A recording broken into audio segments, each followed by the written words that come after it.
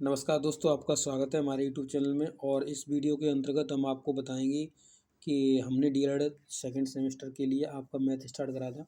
और मैथ के अंतर्गत मैंने आपको चैप्टर नंबर 1 में वीडियो नंबर 3 तक प्रोवाइड करा दिया। आज का वीडियो नंबर 4 होने वाला है। तो इसमें एक्सरसाइज स्टार्ट आपकी हो चुकी है और एक्सरसाइज में कैसे कैसे क्वेश्चन है, कैसे आप आसानी से उन्हें लिख सकते हैं, सॉल्व कर सकते हैं, तो उसके बारे में यहाँ डिटेल में इंफॉर्मेशन आपको दी जाएगी। तो आप अगर अभी चैनल पर नए हैं तो चैनल को सब्सक्राइब कर लीजिए और वीडियो को ज़्यादा से ज़्यादा अपने दोस्तों के साथ शेयर करिए। तो चलिए चलते हैं, आज का देखते हैं। पहला क्वेश्चन, इसमें लघुत्तरी प्रश्न स्टार्ट हुए हैं पहले आपके। इसमें देखिए यहाँ पे महत्तम समापवर्तक लघुत्तम समापवर्तक के बारे में आपसे पूछ रहा है और कह रहा है कि हमें एक उदाहरण भी चाहिए, तो उदाहरण भी से देना है आपको।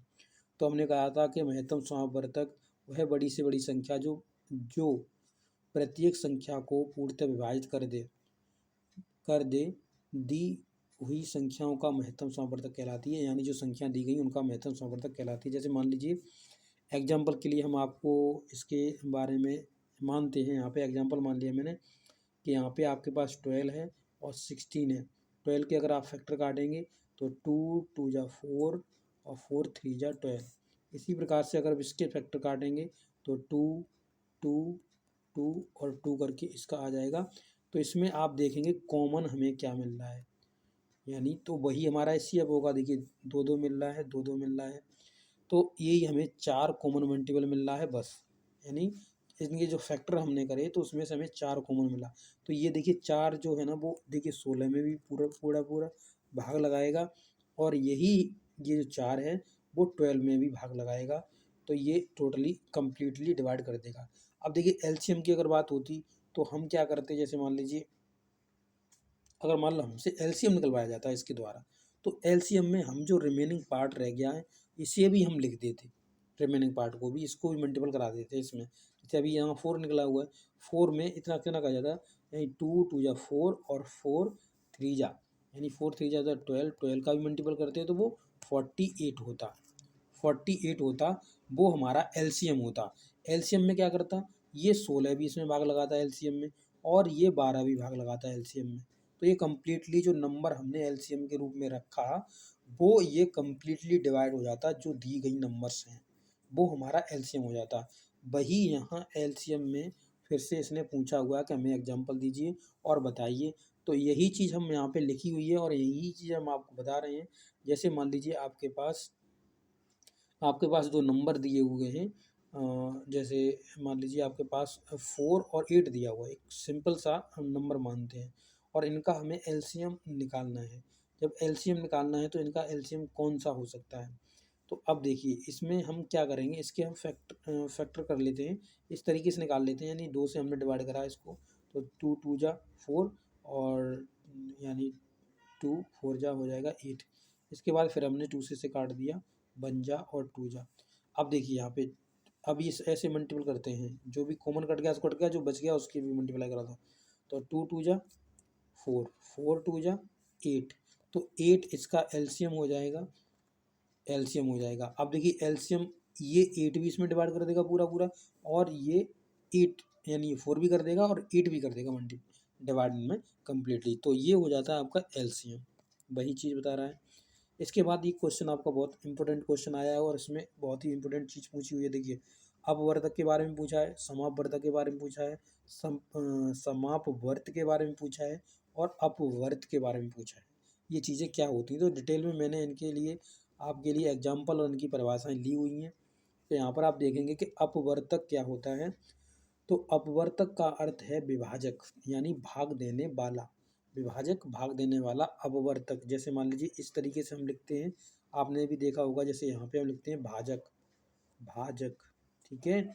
और यही इन्होंने कहा कि अपवर्तक का अर्थ है विभाजक, जो मतलब यानी जो भाग दे, भाजक। और यहाँ पे हम डालते हैं भाज्य, जो हमें संख्या दी हुई जिसमें हमें भाग देना है। यहाँ पर हमारा भागफल होता है, भागफल। और यहाँ पर जो हमारा बचता है वो शेषफल बचता है, आपको ये पता है, ठीक है। अब देखिए तो इसमें कहा है कि अपवर्तक का मतलब हो गया विभाजक जो भाग दे अर्थात जिन संख्याओं से कोई संख्या पूरी पूरी तरीके से विभाजित हो जाती है उन संख्याओं को उस संख्या का अपवर्तक बोलते हैं। अब जैसे देख लिए उदाहरण के लिए दिया हुआ है कि 12 है और 12 के हमने देखा कि इसमें कौन कौन भाग लगा सकता है। 12 के अपवर्तक क्या निकलेंगे, यानी 12 में कौन कौन भाग लगाएगा।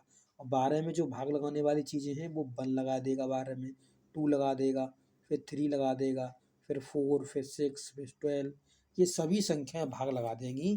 तो इसका मतलब ये है कि हम इन्हें अपवर्तक बोल सकते हैं।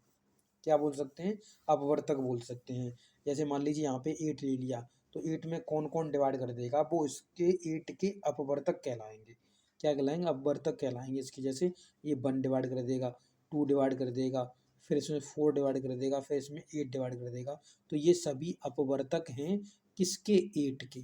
जो दी गई संख्या के कितने अपवर्तक हैं, यानी पूछ रहा है कि उसमें कौन कौन भाग लगा सकता है, कौन कौन उनमें डिवाइड कर सकता है।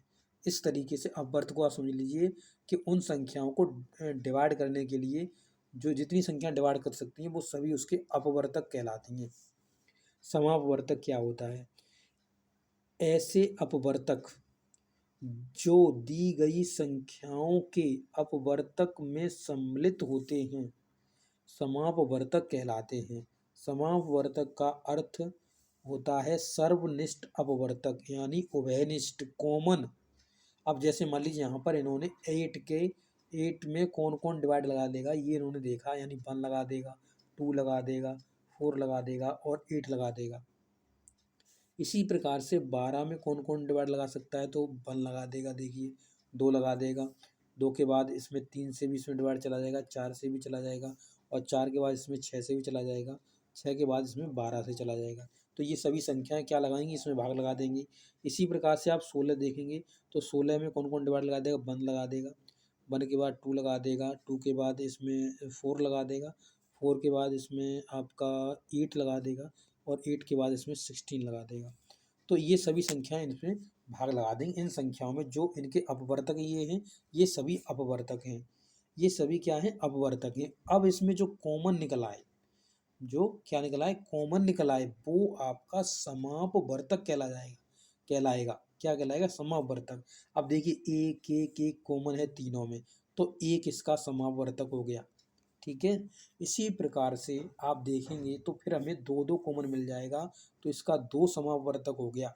इसी प्रकार से हमें आगे अगर देखेंगे तो हमें क्या कॉमन मिल रहा है इसमें सब में, तो इसमें देखिए 4 कॉमन मिल जाएगा, इसमें हमें 4। इसके बाद हम देखेंगे तो हमें तीनों में कोई भी कॉमन अंक नहीं मिलने वाला, अब नहीं मिल रहा है तीनों में कोई अंक, तो हमारे यही सब समापवर्तक कहलाएंगे। क्या कहलाएंगे, समापवर्तक।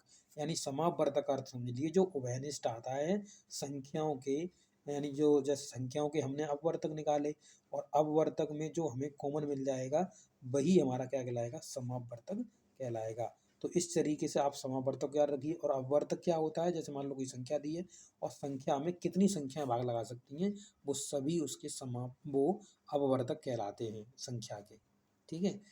अब देखिए, तो यहाँ पर हमने यहाँ समझा दिया। इसके बाद आप देखिए 12 के अपवर्त देखिए, यानी अपवर्त की बात आ गई। अब अपवर्त क्या होता है, ये भी आपको यहाँ पे देखिए पूछा हुआ था। देखिए ये क्वेश्चन जो हमने दिया था इसमें देखिए लिखा हुआ है कि आपने अपवर्तक बताइए, समापवर्तक बताइए और समापवर्त बताइए और अपवर्त बताइए। तो ये अपवर्त की बात आ गई है, तो चलिए चलते हैं इसके बारे में जानकारी लेते हैं। तो देखिए 12 के अपवर्त पूछा है, यानी 12 के अपवर्त कितने हैं, तो यानी 12 का टेबल पढ़ते चलिए, 12, 24, 36, 48, इस तरीके से आप लिखते चले जाएंगे तो आगे भी ये चलेगा, ऐसे ही इन्फिनिटी तक जाएगा ये 12 का। इसी प्रकार से आप देखेंगे 18 के अपवर्त, तो 18 भी ये इन्फिनिटी तक जाएगा, 18 भी जाएगा इन्फिनिटी तक, तो इसकी कहीं भी रोक टोक नहीं है इसमें, ठीक है।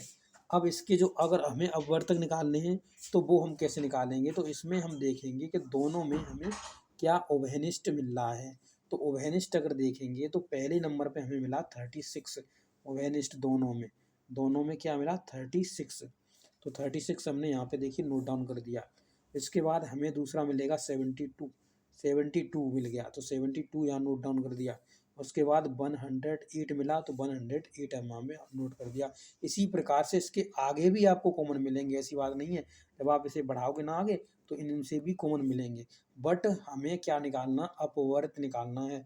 तो हम क्या करते हैं, देखिए इन दोनों में सर्वनिष्ठ अपवर्त्य या समापवर्त्य, अपवर्त या समापवर्त क्या होगा, यानी सबसे छोटा होता है समापवर्त।